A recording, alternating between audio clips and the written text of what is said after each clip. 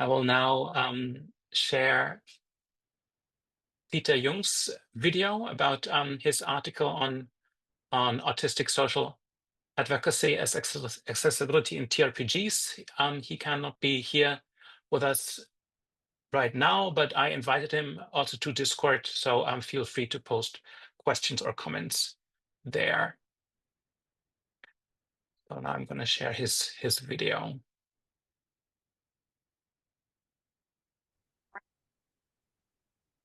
Hello, welcome to Autistic Social Advocacies as Accessibility in TRPGs.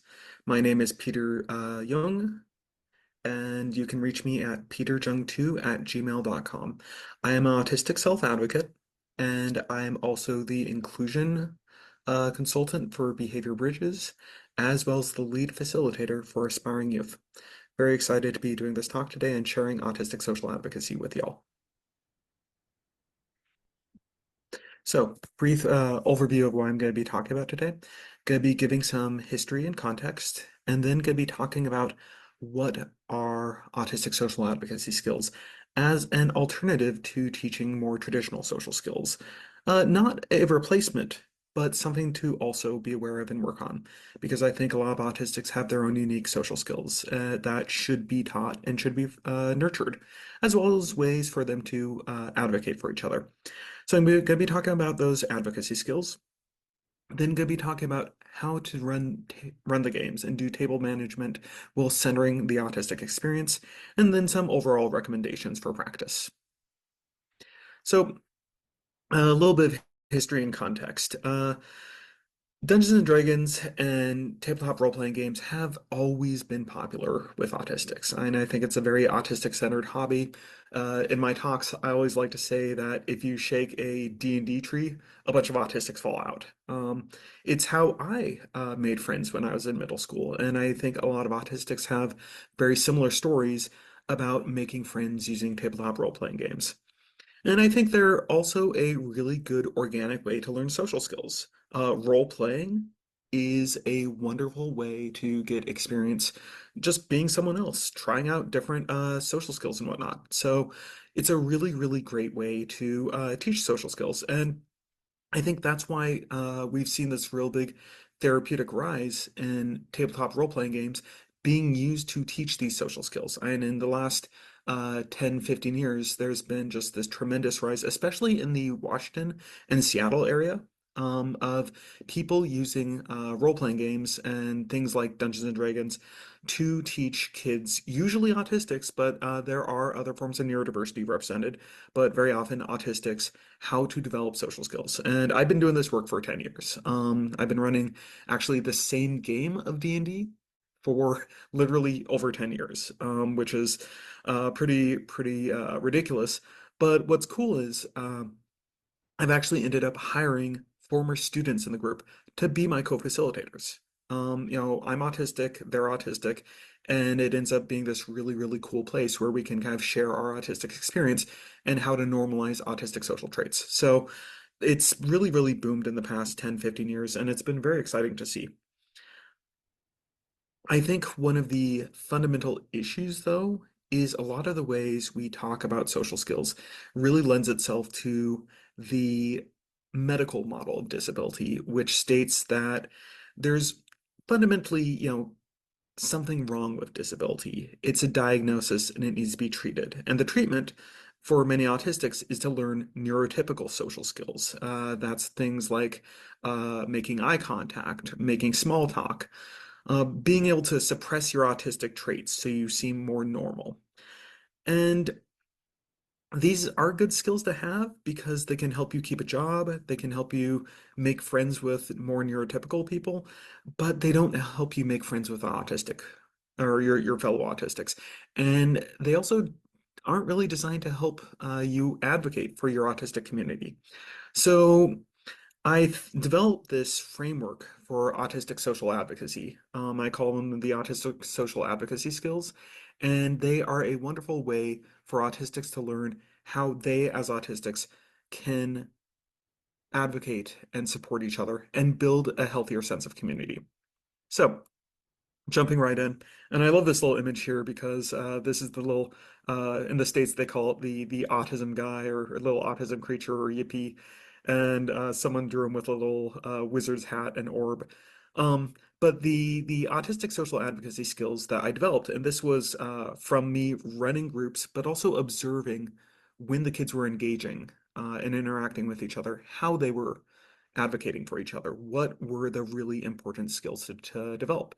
And I'm in no way, uh, m- building something new here. I'm looking at existing advocacy skills, and I looked at how autistics were developing them when interacting with each other and how that happened. So the two kind of categories I saw as really emergent were the skills, which were the various advocacy skills, and then the identity building. So the skills are self and peer advocacy, which self advocacy is pretty obvious. It's being able to advocate for your own needs.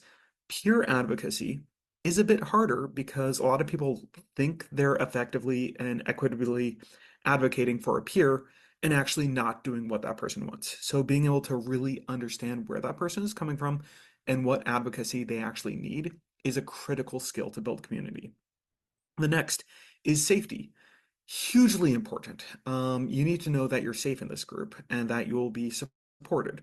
So really ensuring safety is a tremendous need for this community. And it can be, something as simple as physical safety, or it can be knowing that you're not going to get misgendered or people won't be talking about things that are upsetting to you. So it really, really varies. And then the third is one of the most challenging, but most important, and that is navigating conflicting access needs. And the example I always like to give is you'll have one kid that is really, really noise sensitive, and one kid that gets really, really loud when he's excited. And they're sitting next to each other trying to play D&D and driving each other up the wall. Finding out how to equitably problem solve around that without an adult stepping in and solving it for them, but letting them figure out solutions that work for both of them is a wonderful skill to develop. And this is something that is really, really, really important for the adults and the facilitators to know how to set the stage for the stuff to happen, and then let the kids follow those skills. So throughout the game and their experience of them playing the game together, look for those spaces where they're running into conflicting access needs, where they're having a hard time being around each other, and find ways for them to resolve those equitably. Um, the next three are really identity focused. So the first is autistic joy. This is finding joy in your autism. And it seems weird to find joy in your disability, but I think it's really important to find those silver linings, find those things that make you happy about your autism, that are fun about your autism, because a lot of the times being autistic is really rough. It can be just incredibly difficult, and it's really easy to fall into despair and see it as an absolute deficit and really internalize that. But if you can find those silver linings, find the good things, that can really, really fight that despair. So, autistic joy, for example, talking about your special interest or talking about sensory things that make you happy, all that is really, really critical. The next is autistic normalization, looking at autistic traits and seeing them as normal. So, for example, if someone is flapping their hands, saying, oh, yeah, he does that, whatever, it's cool. And that helps set that as, instead of it being a part of a diagnosis, as a symptom, it's just a cultural trait that is perfectly normal around here. The last one, I think this is really critical, is autistic contextualization. And that's being able to share your experience of autism with others and build a shared understanding of your autism within the context of how others experience their autism, and being able to, be like, oh yeah, I do that too. When I get really excited to start playing a new video game, I like to flap my hands. You do that too? Cool. So suddenly it becomes a way of sharing an experience together where you can build a really good sense of community out of it, instead of feeling like it's all just a diagnosis, it's a deficit, there's something wrong with me. No, I'm part of a community. Here's our culture. And if you wear it like a culture, a badge of honor, it really helps against those deficit-based and stigma-based mindsets where you think, oh, there's something broken about me. If you see your experience in others and they share it and they're happy about it, that has so much potential to build joy. So let's talk about how to do this. First off, um, you want to be a good facilitator. You want to be a good game master. You want to be good at teaching social skills and also teaching social advocacy. Um, and it's really helpful to use the different spaces to teach different skills. So I always like to teach the masking and stuff through role playing. And I call it joyous masking or playful masking. Um, because what they're doing there is, yeah, they're well, masking refers to presenting as neurotypical, hiding your autistic traits. And a lot of autistics are taught to mask to fit in. Well, this time around, yeah, I'm teaching them how to mask, but it's not for them to fit in. It's for them to pretend they're an orc, or for them to pretend they're a dwarf, or whatever. They're having fun with it. It's a game, and so it's less deficit based. They don't feel like there's something wrong with them. They just want to be a better dwarf. And I think that's an important thing to know how to do, especially from a playful centered way. They want to have fun with it. So realize that it's playful masking, it's joyous masking, they're having fun with it. But for actually building the autistic social skills and the social advocacy, look at what's happening at the table. Learning how to interact well with other autistics is what you're doing at the table, watching them interact. And then when you're stepping away and seeing them step up for each other, that's where you want to start building those spaces where they can learn autistic social advocacy. Because when I talk about teaching autistic social advocacy, I describe it as growing a garden. You can't just pull plants out of the ground and say, yeah, grow faster. Let's make you grow bigger now. No, you got to create a space where it's really cultivated and can do really well. Um, so I think one of the really good ways to promote that is sharing genuine autistic experience. Talk about your own autism. Encourage the kids from a place of normalization to share their experiences and see it as beautiful. I once had a kid describe my groups as maximum autism, and I don't think anyone has ever used that phrase in a good, any teenager has ever used that phrase in for something good ever. But he absolutely meant to do that, and that was just amazing. So really, really like that.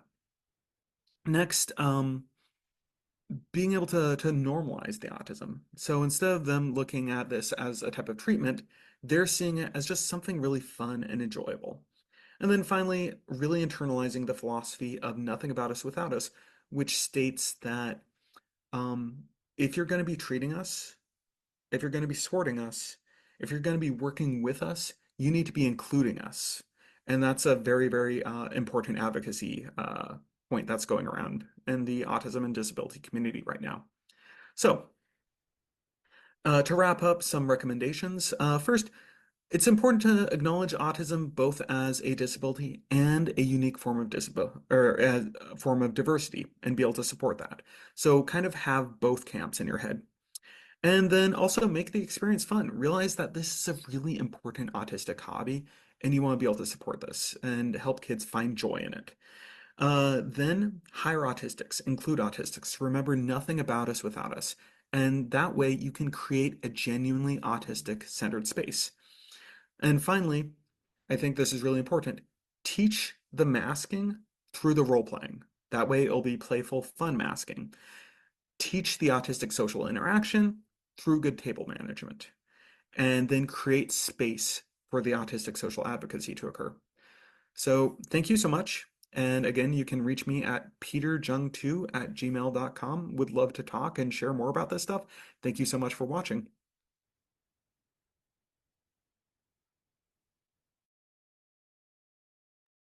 Okay, even though he can't hear you, give him a roaring applause. Uh, it's 4 o'clock in the morning where he's at, so that's why we asked him to send a video instead.